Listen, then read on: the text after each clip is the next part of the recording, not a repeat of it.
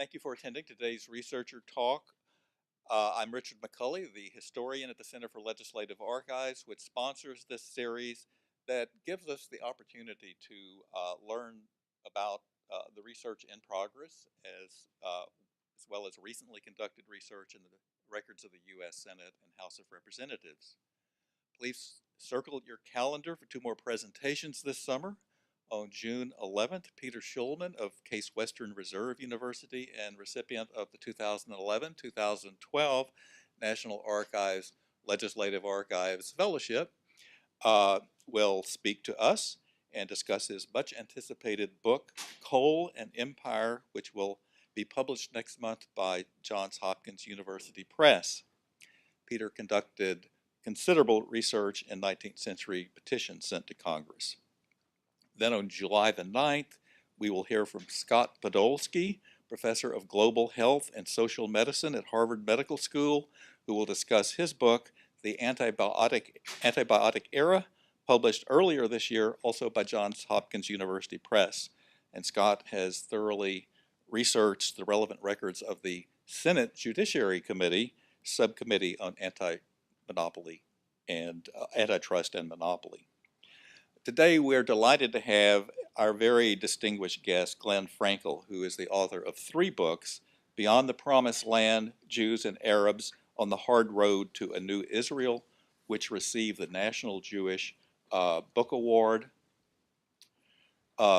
Rivanya's Children, 3 Families, and the Cost of Conscience in White South Africa, and The Searchers, The Making of an American Legend.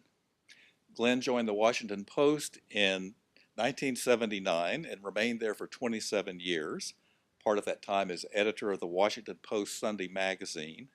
From 1986 to 1989, he was the bureau chief in Jerusalem, and in 1989 won the Pulitzer Prize for International Reporting.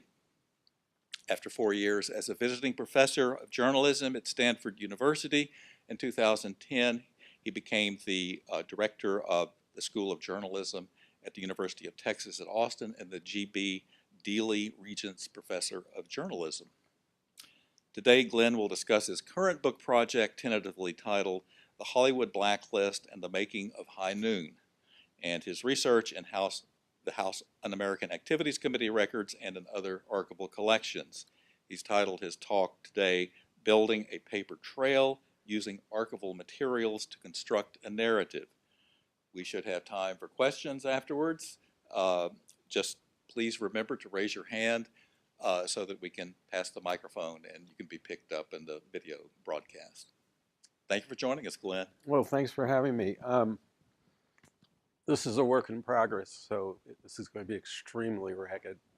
But I want to thank Richard and Bill and Kate and the folks here at the National Archives, a number of other folks who have helped me at this end of things, and Carol Swain up at College Park, who's in the motion picture, sound, and video branch up there. The archives has been a very important part of this for me, and I'll explain a little bit about that as I move along. I assume most of you are familiar with High Noon, with the movie, right? The marshal, in a small town, played by Gary Cooper, has to face 4 very bad guys without any support from the community, who are either too frightened or too craven or cowardly or too self-interested. The movie was shot like in 28 days on a shoestring, and no one expected it to be much. But immediately after it came out, it became a big hit and almost immediately, a sort of classic and recognized as a classic film. And partly the powerful performances and the sort of taut screenplay and the great direction and the wonderful evocative theme song. Actually, the title that Richard read out, High Noon and the Making of High Noon, the Hollywood Blacklist, that's actually the subtitle of the book. The real title will probably be Do Not Forsake Me, which is the name of the theme song, and which speaks very much not only to the film itself, but also to the Hollywood Blacklist. I think everybody who's seen High Noon over the years, or each generation, has sort of come to some conclusions about the political meaning of it, or, Bill Clinton showed it at the White House at least 8 times over the years. George W. Bush mentioned it. Dwight Eisenhower loved it when it came out. There's something about, recognizing yourself as one man against, many obstacles and feeling that your friends and allies are letting you down. It seems to appeal to presidents. That works for them, especially for Clinton. It seemed to work. And that's the meaning we read into it now. But what most people don't know is that actually the man most responsible for creating the movie, Carl Foreman, the scriptwriter and who was the associate producer through most of the film shoot, actually did have a political meeting because Carl was being called, was under threat of subpoena and then was subpoenaed by the House Un-American Activities Committee in 1951. And he wrote High Noon as the Blacklist was just beginning to get rolling. People were testifying in that 1951 set of hearings. And so he saw himself as the marshal, and he saw the red baiters and the folks of the committee as the 4 bad guys who had come to town. And he saw the collapse of Hollywood, as he interpreted it, as his friends either froze him out or betrayed him. And so High Noon becomes his allegory of the Blacklist. Doesn't necessarily play like that now. You can see High Noon as the film of people who were blacklisted in there and compare it to On the Waterfront, which was done by Ilya Kazan and Bud Schulberg, who did name names before the House Un-American Activities Committee. And you can see their film as a defense of testifying. But when we see them today, they seem very similar, I think, in terms of what they're about and what they stand for. Nonetheless, at the time, this was Carl's response. He didn't tell anybody he was doing this. He knew that if that got out, the film would get killed. But nonetheless, this was what was on his mind. And Carl eventually testified in front of the committee in September of 1951, refused to cooperate, lost his job very quickly after that, lost his associate producer's credit for High Noon, kept the screenplay credit because they couldn't really take that away. Eventually felt he had to leave the country, spent 25 years in the UK. So my book is about these sort of 2 interacting events. The making of this classic movie, which is controversial in itself for many reasons. People are still arguing about who's responsible for why it's so good, why it is so good, first of all, and who's responsible for that. And then the Hollywood Blacklist. And because most of these events happened 60 years ago, 65 years ago, most of the participants and the eyewitnesses have passed on. And so my research inevitably has been heavily focused on archival materials, the files, the transcripts of hearings, various contemporary accounts, oral histories, newspaper, magazine articles, all this kind of stuff. And of course, I prefer to use primary sources as much as possible, but because I'm a journalist by trade, I'm willing to use everything I can get my hands on. I've spent a lot of time interviewing people. I'm not a historian as far as I'm concerned, but I've interviewed, several major historians of the Blacklist. I've interviewed family members, the ones who are still surviving, of some of the folks I'm interested in. Some of these materials obviously require more skepticism than others, but they're all, I'm kind of an equal opportunity researcher. All this stuff, for me, is worth coming at. It's sort of like, when you're building a house, you've got a foundation of things and scaffolding, but you also need, paint and decorative bits, and you need to know what people sounded like, what they looked like, what seemed funny to them, who they lusted after, what their relationships were with other people. All that is stuff that's important to me. And because I write sort of, I guess you could say, popular history and narrative, that means I'm trying to tell stories. And the tools we use for that are things like dialogue, characters, scenes. In fact, all of these stories, all my books and everything I write is sort of character-driven. I'm trying to capture the moral dilemmas that people faced at the heart of my story, what their values were, what their backgrounds were, how they reacted to this, how it changed them, what they felt they had to do. And I'm interested in the whole sort of spectrum of human response to a moral and political and economic crisis. And the Blacklist is a wonderful, rich, turbulent, difficult subject. the emotions run so high in the story. And like a lot of these kinds of situations, you have your enemies, your political enemies, right versus left and things like that. But even more emotional and more powerful in some ways and more scary are the conflicts between people within one community, within the left, for example, who are still arguing about the blacklist. People within families are still, disputing what happened and who sold out whom and who was a sellout and who wasn't. Um, and so I've gotten to go to many, research is both a very dry, careful, slow process, but I've gotten to go to wonderful places for this book. In New York, where Victor Navasky himself in the files for his wonderful book, Naming Names, which is one of the great Hollywood Blacklist books from the early 80s. His files are at NYU Library. I've been able to see all that. I've been to the New York Public Library, the Performing Arts Library up at Lincoln Center has some great material. Been to LA, I just spent a month. A lot of it at the Motion Picture Academy Library, the Margaret Herrick Library, but also at USC and UCLA. Been to London because Carl Foreman ended up living there for 25 years and became a member of the Board of Governors of the British Film Institute. And when he died, his widow donated large parts of his papers, not all of them, but some of them, to the British Film Institute. Been to Carthage, Texas, because that's where the Tex Ritter Country Music Museum is. And Tex Ritter sang "Do Not Forsake Me," and the story of how that was done and how he got involved in it and who wrote it and all that is, you can find some of that there. Salinas, California, where Bruce Church, who was the lettuce magnate, a great wealthy lettuce grower, lived, and he's the guy who financed a lot of High Noon. And Helena, Montana, which is the birthplace of Gary Cooper.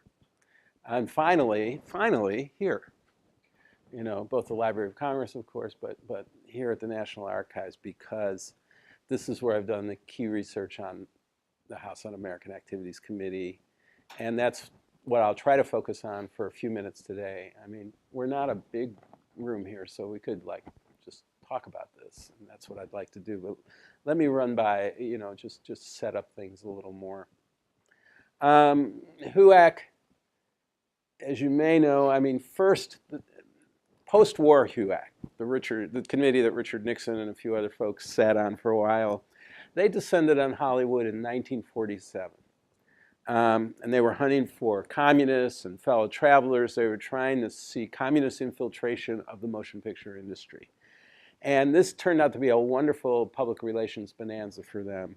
And it resulted in the conviction and eventual imprisonment of the folks who were known as the Hollywood 10. These were mostly screenwriters, but also a director or two and producers who'd been identified as being in the party or formerly having been in the party.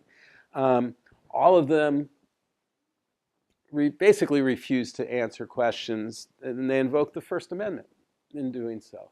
They said, well, we'll answer it our way, but really they were there. It was a very belligerent, difficult session. It wasn't clear what was going to happen. The committee didn't have that much popular support at that point. But in the end, the courts upheld contempt of Congress convictions of all 10 of them, and they all ended up in jail for about a year later on. At first, many of the Hollywood studios were inclined to resist the committee. They wanted to run their business the way they wanted to run their business. If they wanted to hire people to write for them, they wanted to be able to do that. But after the courts upheld the convictions, and with a number of other things going on, like the beginning of the Korean War, the Hiss case, various things, things really turned. And by the Hollywood establishment joined in condemning not only these 10, but in establishing a loyalty oath and in issuing a public statement that they were not going to hire or continue to employ people who were members of subversive organizations. And the studio heads were under enormous pressure from what I would say is a fairly unholy alliance of the FBI and HUAC and citizen groups like the American Legion and the Veterans of Foreign Wars, and also the Great Motion Picture Alliance for the Preservation of American Ideals, which was a Hollywood-based group that at this point in 1951 was chaired by John Wayne.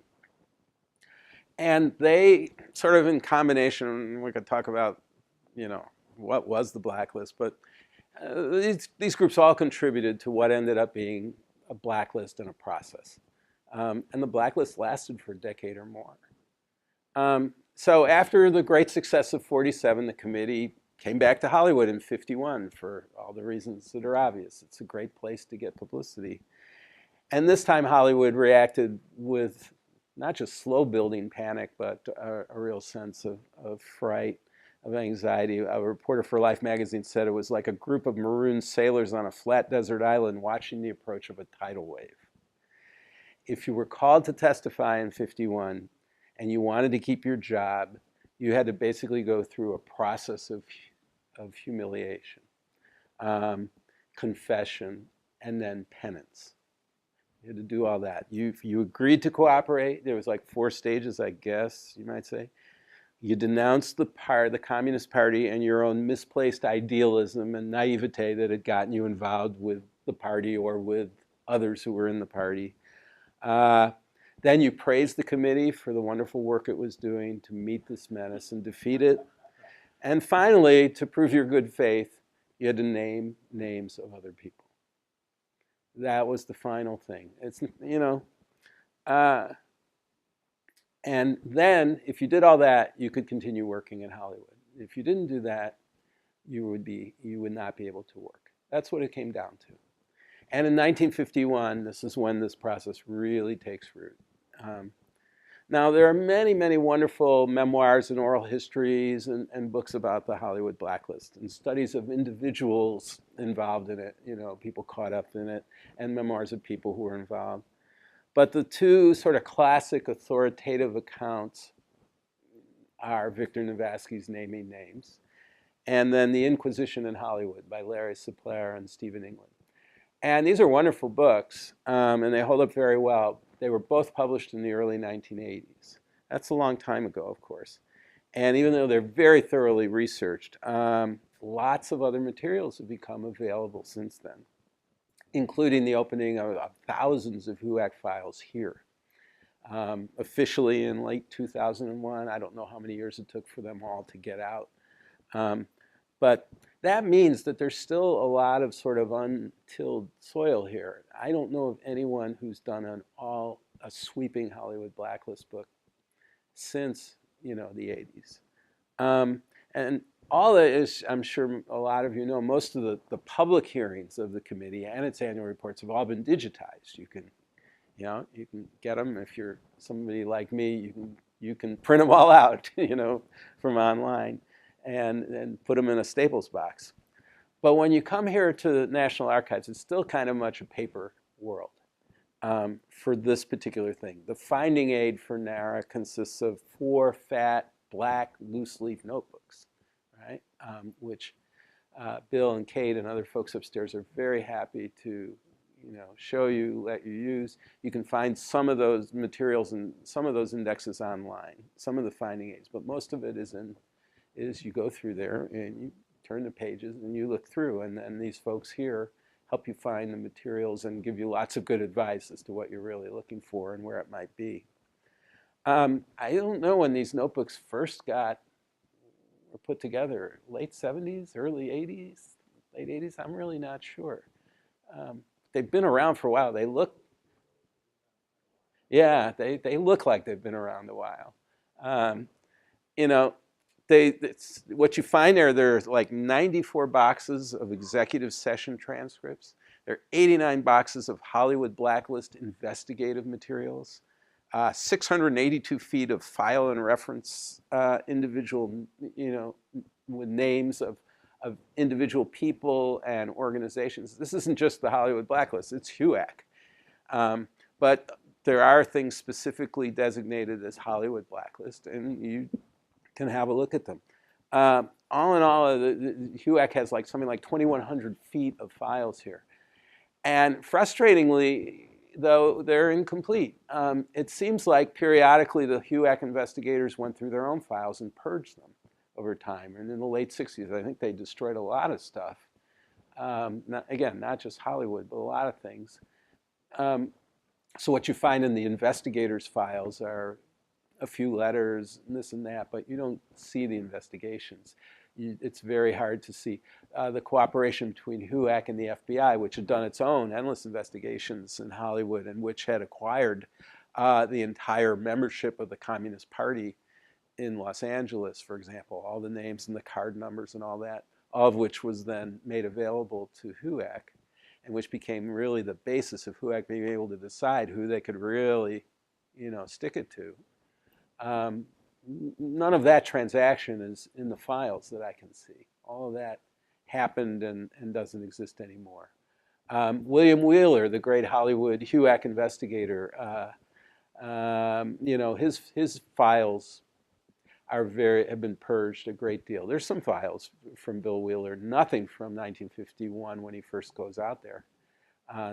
His files, I think, begin in 53 or 54, and again, they're very limited. So, in spite of all the paper, there are things that are missing. Nonetheless, there's several sort of interesting mysteries or research things that the files can clear up.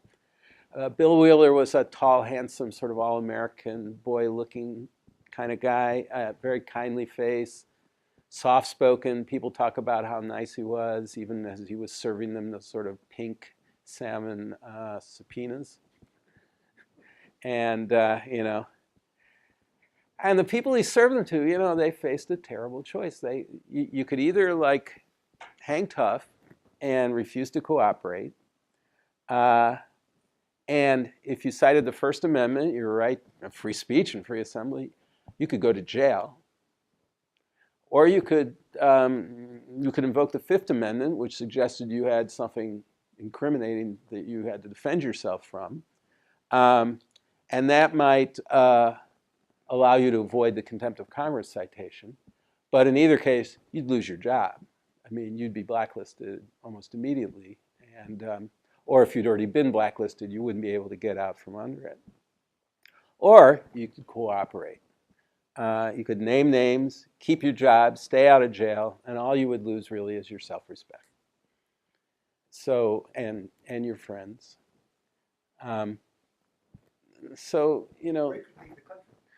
Well, yeah, but you'd be blacklisted. That's why you would leave the country. Sure. Now, Carl Foreman, remember, he's the High Noon scriptwriter.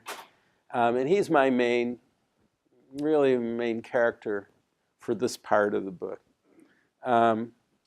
He'd been in the Communist Party before the war, and then he drifted in and out, and drifted away from the party for good around 1948.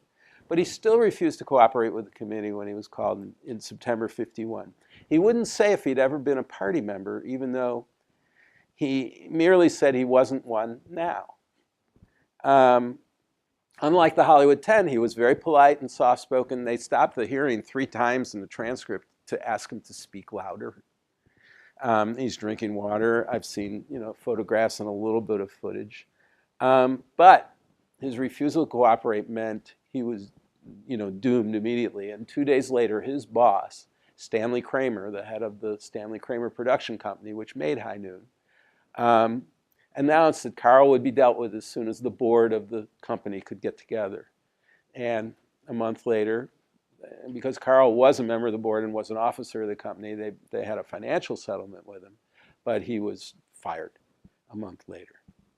And Carl's now available HUAC dossier, which says, shows that he was a member of the party, shows his membership book number, shows that he'd gone on special leave when he joined the Army in May 1943 because the Communist Party decided they didn't want their members to be, they wanted their members to serve, but they didn't want them to be members of the party at that point. So his membership lapsed. 6 witnesses named him to HUAC as a member of the party in public or executive sessions. They also had that he'd been a writing instructor at the People's Educational Center, which the U.S. Attorney General listed as a subversive organization, where he taught screenwriting there. And then the other condemning thing was he'd signed the amicus curiae brief for 2 of the Hollywood 10 when they brought their case to the Supreme Court. Just supporting these folks in their Supreme Court case was a sign that you were a subversive. So They also had a witness, an informant, several informants actually, who claimed that Carl was the last sort of lefty on the Screenwriters Guild board, which is probably the case. He was the last lefty at that point. They'd purged all the rest. And the claim was he was the Communist Party agent on the board, which is a little more difficult. Within a few months, Carl was on an ocean liner heading to London because he couldn't work. But his story has a mysterious postscript, and the answer to that mystery, or one answer, is in the HUAC files here. In London, Carl wrote several scripts under pseudonyms and was very successful for a while. He was a co-writer of the script for The Bridge on the River Kwai that won the Academy Award. He and a guy named Michael Wilson, who was a real commie, and stayed true to the party throughout his life. But they didn't get to write it under their names. It was written under the name of Pierre Boulle, who was the novelist, the French novelist who'd written The Bridge on the River Kwai, who didn't speak any English.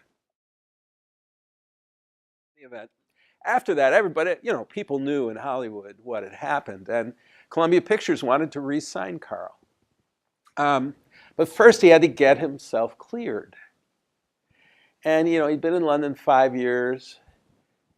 It was difficult, really difficult to be away.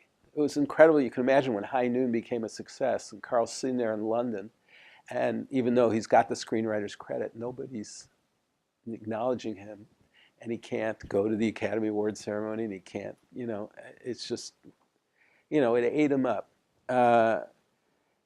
Anyway, his lawyer suggested that maybe they could work something out with the committee. And they arranged for Carl to testify in a closed executive session in August of 1956. Now, for years, this session has been like the source of endless speculation and gossip, especially among people on the left, as to what Carl actually said in that session. Did he name names? Some people, one person I talked to last month, Norma Barsman, who's from that era, believes that Carl stooled. And that's why, in order to get clearance. Carl always denied it. But it's been a mystery. Carl didn't release the executive transcript. I think he had a copy. The committee didn't release it. So what did he do, and how did he get out from under this thing? Others didn't believe he'd named names, but they were still upset with him because he must have denounced the Communist Party. And Carl did admitted he had done that, but he had had genuine reservations and criticisms of the party, and he was willing to go the extra step with the committee. He and his lawyer argued that by doing this and getting back cleared, he was breaking the blacklist, and that would pave the way for others. Anyway, in March 1957, Columbia Pictures announced they had a 4-picture deal with Carl. And they said Carl had cooperated with the committee and was thus cleared of any taint of communism. And this caused a huge backlash at the American Legion's Americanism Committee and a few other places, the enforcers of the blacklist, who said, wait a minute, what are we talking about here? And then they put the screws to the chairman of the committee, Francis Walter, to the point where in June, Francis Walter issues a statement, which you can find here. It says, in 1956, Carl Foreman presented himself for interrogation. We could actually just put it up on the board. No, I guess we can't. We'll put some other things up there, like maybe that. Richard will be the first thing we'll put up. He presented himself for interrogation under oath for a staff inquiry. It wasn't a formal hearing, nor was it ever released.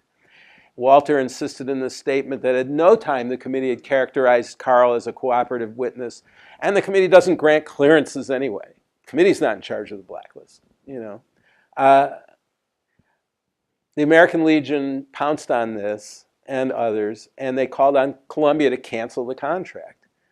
Just to make things a little spicier, a columnist with the Hollywood Reporter, which was this daily Hollywood gossip sheet daily that was very much in the forefront of pushing the blacklist, wrote that the committee was going to hold an executive session to probe the report that one of its members had received money, quote, to clear a show business personality of suspicions of being A-red. They were basically saying that Chairman Walter had been bribed. What's missing from all this, of course, is the actual transcript of the executive session. And since 2002, that's been sitting, in an open file. That's the first page of it. I can't find anyone who's actually read this, you know. And the transcript says up there quite clearly that this is a committee meeting. The committee convened is the first sentence at 3 p.m. In the House Office Building. Francis E. Walter presiding. But the only people present are Francis E. Walter, the chair of the committee, and the lawyer, Richard Ahrens.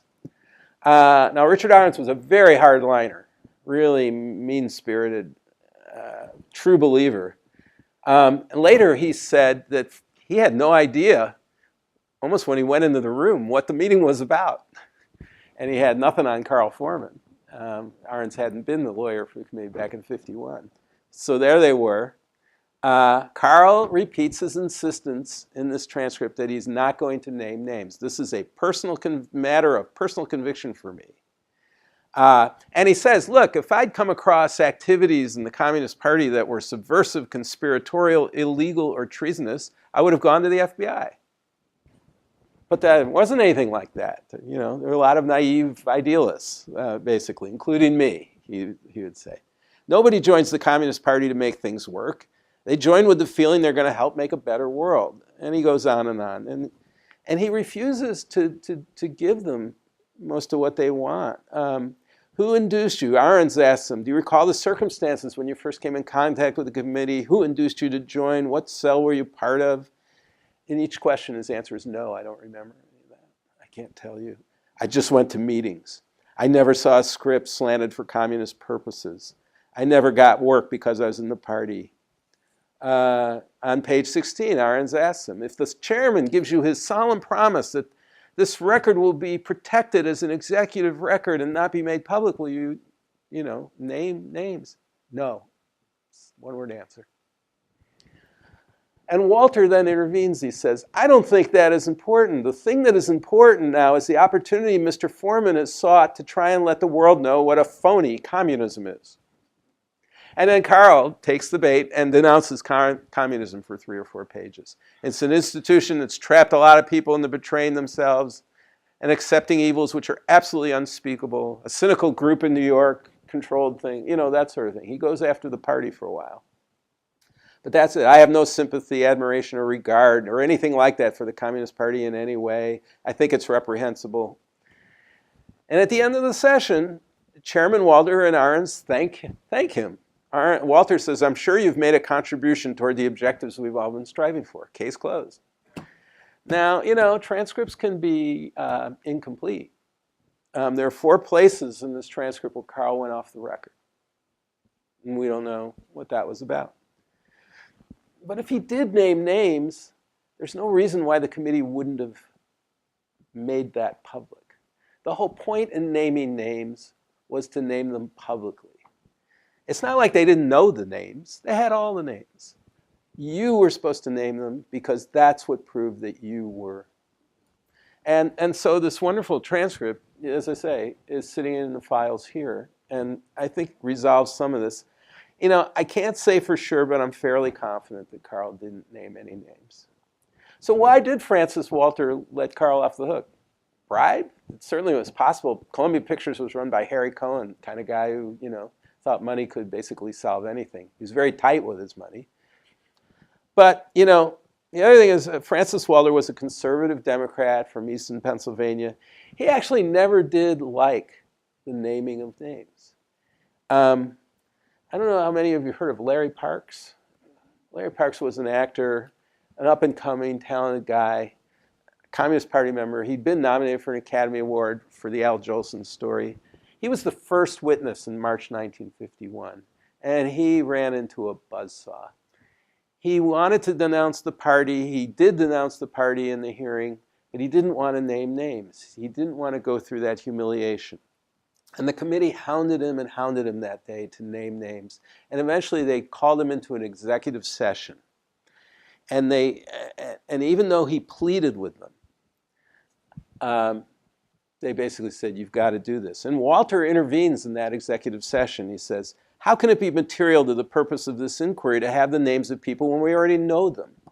And he goes on, isn't it more important to learn about the subversive activities than to get a long list of names of bleeding hearts and fools and suckers and hard-boiled communist politicians?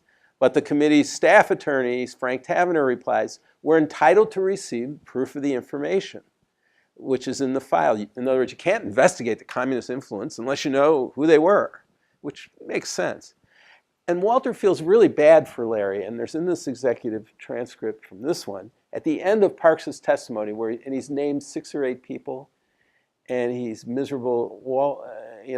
Walter says to him, I think you could get some comfort out of the fact that the people whose names have been mentioned here have been subpoenaed, so that if they ever do appear here, it won't be the result of anything you have testified to.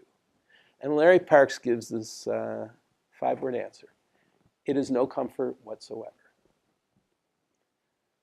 So that's Chairman Walter. It's very hard to know what was going on with him.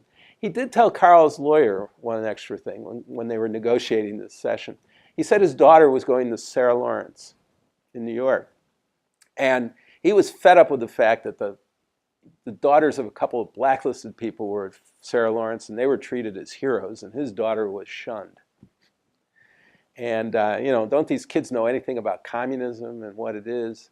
And the lawyer, Sid Cohen, said, well, if you call Carl, get Carl up there, he's not going to name any names for you, but he will tell people how bad communism is. Happy to do that. And Walter agreed. So maybe this clears up a mystery, maybe it doesn't. But Carl did get back to Hollywood after this and was allowed to work and had a very successful career. I want to, I'm going to stop in just a minute, but I want to mention one other guy. Let's put this one up. Because, when I'm looking at people, I'm looking at, all right, so that's one sort of hard, tough response to the committee. But there were other screenwriters who had other responses. A man named Martin Berkeley was a screenwriter like Carl. He was named as a former communist in April 1951 by another screenwriter, Richard Collins. And Martin's first response to this was an angry telegram to the committee saying, I was named today. I've read today's dispatches. I am not now, nor have I ever been a member of the Communist Party, nor will I become one, and Collins is guilty of perjury, and he insists on testifying immediately. So that's Martin's, off-the-cuff response. And over time, he thinks it over. And in the files here, you can see them sort of putting a little pressure on them. For example, there's Bill Wheeler talks about meeting with Richard Collins, and Richard describes, the screenwriter who named Martin, describes having dinner with Martin after he named him. And Martin asks him, do they really have like the membership cards? And Bill says, and Richard told him, yeah, they do. They do. So Martin changed direction. He thought better of it all. Once he knew that, as Frank Tavener says, the committee has some pretty strong evidence against Berkeley, and he knows it. And ultimately, before he was through, he named 160 people. Dashiell Hammett, Lillian Hellman, Dorothy Parker, all those, sort of big names, and he named Carl. And that's why I want to rope Martin into my story. He turns out to be the sort of anti-Carl, right? Now Martin, after all this was over, eventually he left the country. He moved to Spain just because his career was sort of in the tank.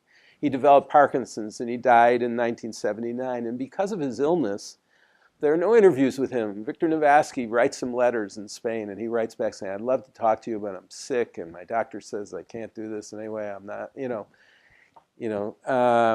he's not, there are no interviews that I've found with Martin, no oral histories. And so in most of the Blacklist books, he gets about a page. And usually he's the walk-on villain, He's kind of a moon-faced guy and easy to make fun of. And he's despised really by both sides because he's such a sycophant. But the HUAC executive sessions that are now available here help round out this sort of portrait of a very desperate guy. They don't make him sympathetic, but they do make him more real. He's got his lawyer, Edward Bennett Williams, the great Edward Bennett Williams, who costs a lot of money but really knew how to get you out from under this. They take him into executive session and they ask him for more names after he's already done 150 or so. They ask him about a woman named Betty Anderson. And Martin is a great spinner of stories. He says, yes, Betty, her married name now is Betty Wilson. I forget, she was a secretary for one of the organizations. I understand she's left the party and I'm extremely happy. Nice person, very nice girl. I'm frank to say so.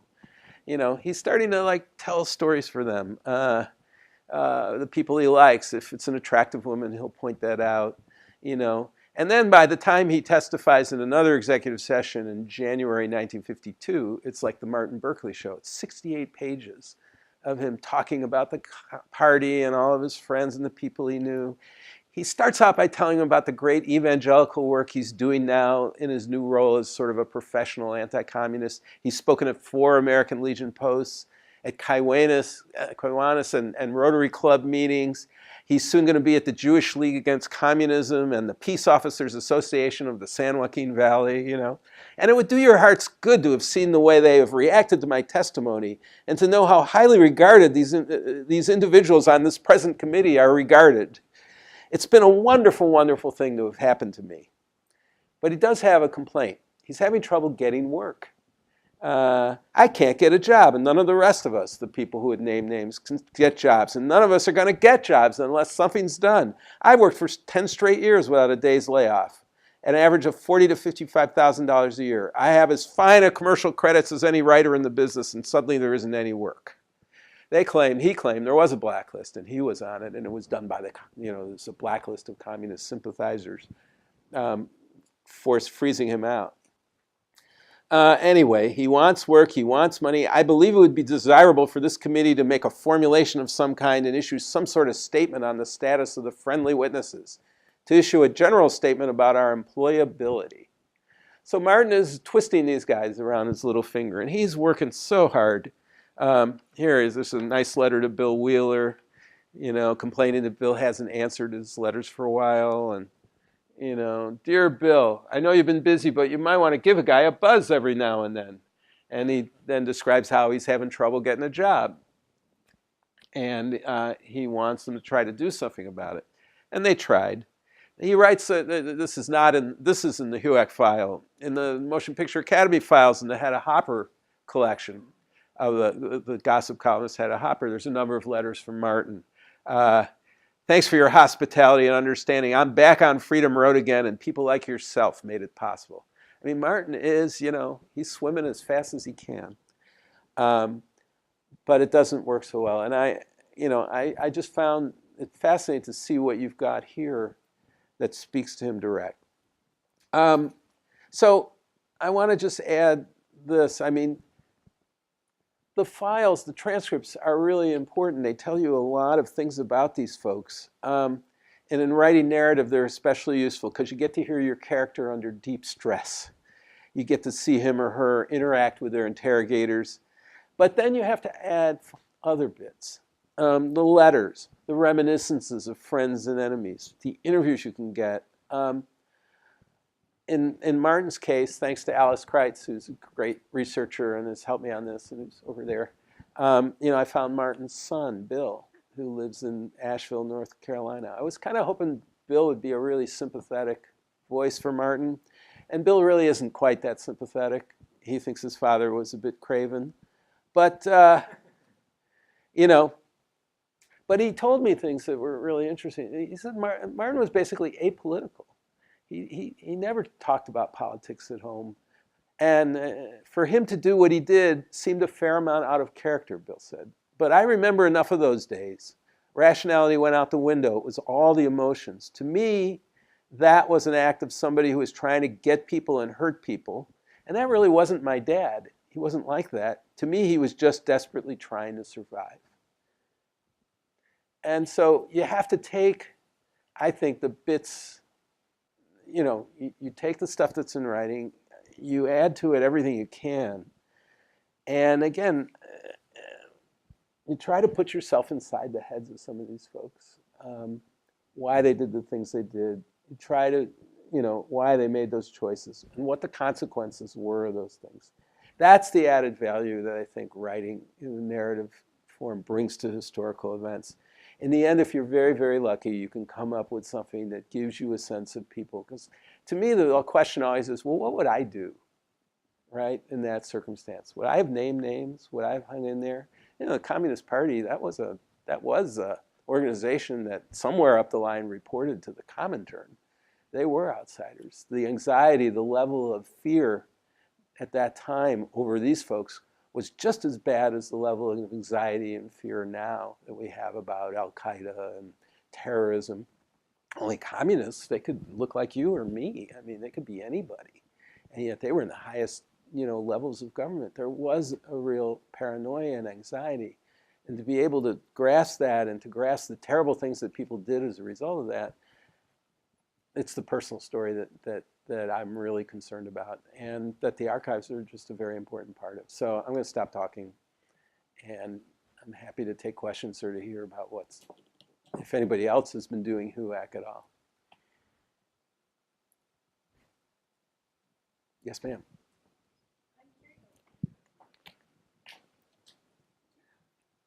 I'm curious about the interpretation of high noon and how quickly that interpretation emerged. Is this something that Carl Foreman expressed at the time, saying, while writing High Noon, I had this in mind? Or is this something that emerges over the years as people look back at it? That's a good question. This is from Carl, but he told nobody at the time.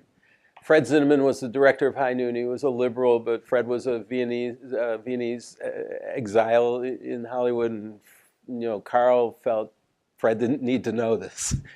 Was a real partner. He didn't want Gary Cooper to know about it. Gary Cooper was a rock-ribbed Republican from Montana.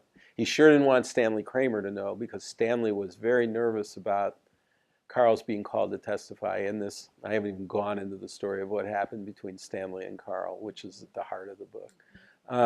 So he told nobody. And, I think Carl may have exaggerated a little bit as time went on, and it became more meaningful to him to be interpreted that way. But Carl said that specifically there are lines of dialogue from the mayor of the town and a few other people that were lines that he had heard. And then one or two of them were from Stanley himself. And I do believe that. And I believe that's one of the reasons why when Stanley saw the director's cut, he wasn't too happy for a number of reasons. But one of them, I think, was he could see a little bit of what Carl was doing. Yeah. And in the time he spent in the UK, did he continue to work in film there? Yeah, he did, though it was very difficult. He first got there, and the Rank organization wanted to sign him to a deal. One of the things that's so fascinating, the Stanley Kramer Company was like this little nimble startup in Hollywood. These were guys who were in their 30s. Stanley was from Hell's Kitchen in New York, and Carl was from Chicago. Fred was from Vienna. Young Jewish guys who wanted to make interesting, smart movies, and they made a couple of really good ones. Champion with Kirk Douglas, The Men with Marlon Brando, and High Noon, among others. And so they had gotten this going. So I've lost my track. Well, the question was, did he continue to work in? Yeah, so he gets to London, and he's a big deal. He's been nominated 3 times in a row for Academy Award for Best Screenwriter. The Rank organization signs him up almost immediately, and then pretty immediately right after that, when they tell the folks at United Artists they've got Carl Foreman on the payroll to help do stuff, United Artists says, "Oh, just a bit of a problem." Because United Artists is in the States. And in fact, the British Film Institute was British film industry was greatly financed by American film companies, for one thing or another. They wiped him off the books. So he couldn't work for Rank. Joseph Losey, the great director of The Servant and many other movies, was also blacklisted and left the country. Joe said about the British studios, they said, they really liked it when we showed up in London. They wanted to use us. They knew we could make good movies. They knew we could do it cheaply. They figured we knew movie stars and would get movie stars into the movies. They knew we could work fast and all that. And they thought they could do all this without anyone ever finding out. So it was very hard for them to work above the table. They ended up, that's for actors. I mean, that's why very few actors in the end were blacklisted. Most of them who were trapped weaseled their way out of it, named names, or did what they had to do, because an actor can't do that. A director really can't do that either. But screenwriters can write screenplays under pseudonyms, and Carl wrote several. Michael Wilson not only wrote Bridge on the River Kwai, he wrote Lawrence of Arabia, or he was a big contributor to Lawrence of Arabia. Friendly Persuasion. These are all Academy Award-winning screenplays that Michael Wilson was involved in, but you don't see Michael Wilson's name on until 1984. After Michael Wilson was dead 7 years by then, Carl was, on the day before Carl died, I think the Motion Picture Academy finally announced that they were going to give Oscars to Michael and Carl, and their widows picked them up. That's amazing. Question? Hi, I'm a red diaper baby, so Hi. actually Wow. pink diaper baby, according to those who think that my mother wasn't really that Oh, involved. yeah. You know the deal. My field is World War I, but I have friends who dabbled in this. I have one who is absolutely convinced that the reason that a lot of these files were purged was to eliminate the anti-Semitic remarks in them. So what do you think about that? You know, it's certainly possible. I think the sort of surface, very open anti-Semitism was mostly in the early 1940s, Martin Diaz, when he was, you know, running a committee, Texan representative who just said anything came into his little head. Rankin, who was the chair in 47, you know, was famous for things. There were, and, you know, it's important to note that, 50-60% of the people who were blacklisted were Jewish, ethnically or in some form. And that most of the Hollywood studios were, you know, were run by Jews. There's a whole undercurrent in the blacklist story that might feel familiar to us today. It's sort of a backlash movement of, you know, that it lost, the New Deal had triumphed, and then we'd gone to World War II. But there were a lot of people out there who didn't like the New Deal and didn't want World War II either, and they kind of bided their time, and they felt their country had gotten away from them. And, you know, so the blacklist and the Red Scare is part of this sort of backlash movement to get our country back. Our culture's been stolen by these Jews in Hollywood. Our country's been stolen by communists and liberals. You know, if you substitute, you know, Muslims from Kenya for some of those terms, you get a similar feel. You know, now our country's being stolen by different groups of people. And Jews were very much at the heart of that. So there's a strong current of that. But the 51-52 committee is much more careful about any of that getting out there publicly. So is it in the files? I'm sure there are things in the files. I don't know why the files were destroyed. It's just so easy to do, you know, so anything that might embarrass you, you know, won't be there anymore if you destroy them. And I'm sure there were many embarrassing things, and it's certainly plausible that that's one of them.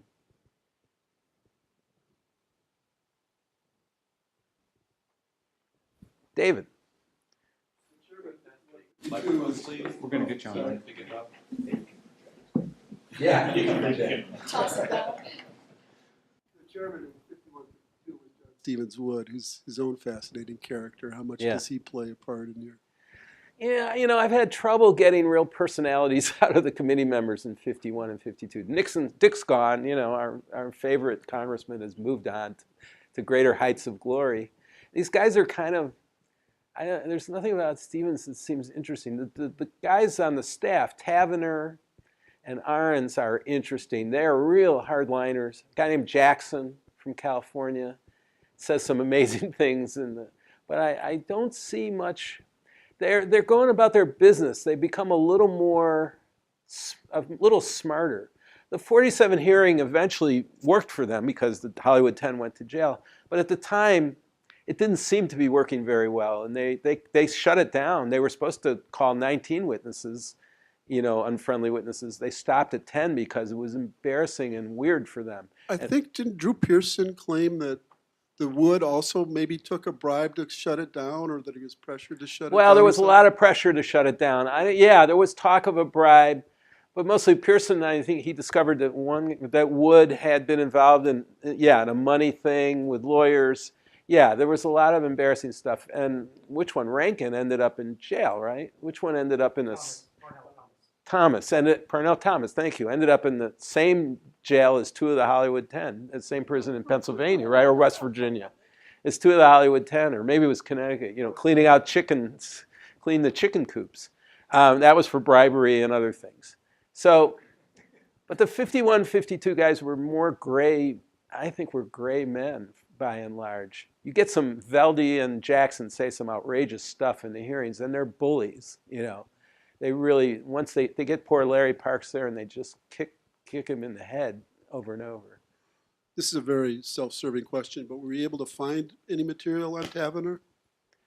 I'm sorry? Tavener, the I found in obituaries, I found a couple of speeches that Tavener gave that are later in the 50s that are just frothing at the mouth. You get this whole, I think I have some of that. It's fascinating when you read the way people characterize communists. It's like the way we would characterize zombies. They have no soul. They only want one thing. You can count on them lying about everything.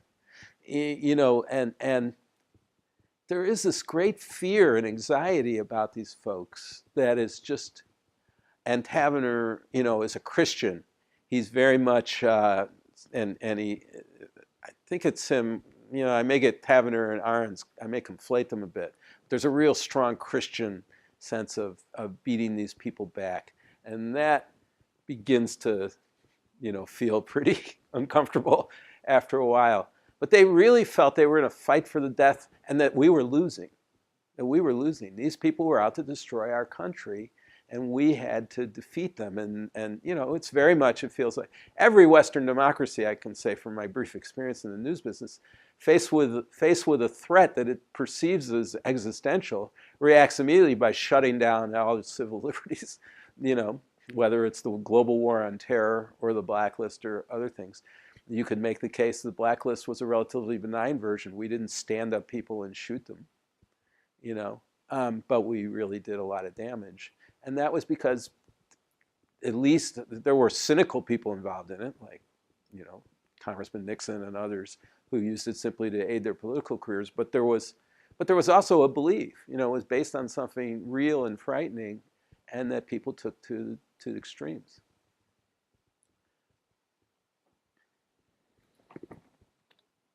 Would you talk just a little more about who actually created the blacklist and who enforced the blacklist and for how long was it enforced? Those are all good questions. So in 47, after the hearings ended in a sort of debacle for both sides, the studio heads or their representatives got together at the Waldorf Astoria Hotel in New York in November of 47. And they announced, and after basically resisting the committee, Eric Johnston, the head of this, who had testified in a very sort of civil liberties oriented way at the committee, told the studio heads, we got to do something about this and we got to do it now. And they rammed through a declaration that said we're not going to employ anybody who's a member of the Communist Party or any other group that's subversive to the country. We're not going to hire them and we're not going to employ them. And everybody's going to have to, didn't say everybody's going to have to do a loyalty oath immediately, but that was the basic principle. So nothing much happened for a couple of years. It took a while for the Hollywood 10 to be convicted and all this. But gradually the American Legion formed its own Americanism committee, which started, and other groups did this. The Motion Picture Alliance, this group of screenwriters, Gary Cooper was on the board of that, John Wayne, others, Hedda Hopper. Martin Berkeley became an important guy in that group. And they would basically take the reports of the committee and go, and the annual reports where the committee would list the cooperative witnesses, the uncooperative witnesses, the people who'd been named in sessions. And they would then take that and then present it in other forms and send reports to the studios. And each major studio that had signed the Waldorf thing had someone who was in charge of vetting employees. And some of these people were on payroll, others would be hired to do a movie. If they wanted to hire you to direct the movie, first they'd check you out and see if you were on a list. And even if you weren't on a list, unless you were sort of already pre-cleared, you'd have to sign some sort of statement saying you'd never been one. But if you were on a list, you had to go a lot further than that. So when you ask them, everybody said, well, no, we didn't have a blacklist. I mean, but we're not going to hire people who work for subversive organizations. But there's no blacklist. It wasn't a formal thing in Hollywood, but there were lists, published lists. And if the American Legion caught you hiring someone, they threatened to picket your movie. So there was a very strong blacklist. And the question of how long it lasted is fascinating too. At least a decade. In Hollywood, and I got into this when I was out there, Stanley Kramer, who was a great liberal, he's the director eventually of Inherit the Wind and Judgment at Nuremberg and Guess Who's Coming to Dinner. Yeah, well, Stanley and Carl had been, they'd been partners, but it was Stanley who fired Carl. There's a great irony here that it's the liberal firing the slightly more radical guy, blacklisting him. And, Stanley's an easy villain in that in some ways, but in fact, he couldn't have stood up to the pressure of this, or he would have been called out. And Stanley helped break the blacklist in the late 1950s. He hired two guys to write the script for The Defiant Ones, this Tony Curtis, Sidney Poitier movie. They used pseudonyms, but at the same time, he actually had them in the movie. The two guys had a brief scene in the movie, and he hired them again for Inherit the Wind. He paid them well.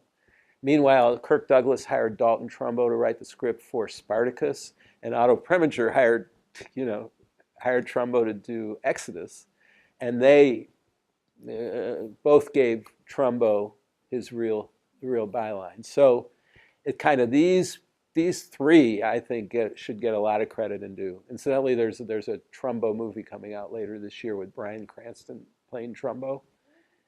It's been filmed, so I assume it's coming out. It may never come out, but I suspect it will. But it'll go into some of this, I suspect.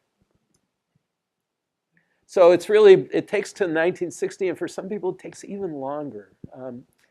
It's just astonishing how long that it lasted for a lot of people. I remember being struck by when Elia Kazan got got an Academy Award or an AFI Award or something like that, maybe in the 80s or 90s, and there was still 90s. so much emotion caught up in the fact that he had named names, and that was the first time I really realized how powerful that culture of the blacklist had been. There are children of the blacklist, red diaper babies, pink diaper babies, whatever, who have had to live with this. This really split up families. Lee Grant, the actress, writes in her memoir, she was blacklisted for 15 years, and then her ex-husband accused her of having named him to get off the blacklist. That kind of thing. So the real emotional anger is within a community. I used to cover Israel. Yes, Jews and Arabs are fighting a 100-year war and all that, but the real angry betrayal stuff occurs among Jews with each other, or in Gaza where people are being killed by Hamas, Palestinians. If you betray your tribe, that's when things get really nasty and really emotional. And that's why the story of one of the reasons why the emotional pull of this doesn't go away. Is it fair to say that it's harder to successfully destroy records now than it was back then? Seems to me as a continuing theme of what you talked about today was that there are missing records all over the place. And do you see that as systematic destruction of records, or is it just happenstantial? Both, I'm sure. And I would never underestimate the capacity of public officials or private people to destroy records. The archives have, this archive building right here, have regulations protecting records from... The stuff that's gotten here is protected, but a lot of stuff probably never sees the light of day over here. Yeah. Oh, yeah. Beautifully protected. Yeah. No, I mean, that's your job. And, I have to say, the archivists and people who work at this are just wonderful. Not just here, but at all the places I've been hanging out lately. I just, because you're dedicated to keeping this stuff alive and around and accessible. It's having access to it that makes all the difference. It's not just enough that they exist somewhere. We have to be able to see it, because that's the only, it's a long distance form of accountability, but it is a form of accountability, and I think it makes people think twice about some of the stuff they pull. I'm sure there are a lot of lawyers at the White House who are still regretting, not at this White House, but from the Bush White House and the Bush Justice Department, are still regretting that they didn't deep six those torture memos. And the CIA, and I sympathize, I don't sympathize, but I understand why Rodriguez at the CIA decided the best thing to do with those tapes, video cassettes of waterboarding, was to burn them. Well, we have wound our way to the end of the hour and then some. I have a feeling we could stay here a great deal longer. I'm sure Glenn will be happy to take your questions. And we obviously support your work, are enthusiastic about it, and commend you for delving back into this issue after it's sat there for about 35 years after the work of Navasky and others. And so so we're looking forward to having you back. Thank you. Thank I'll you. be happy to come. Let's go.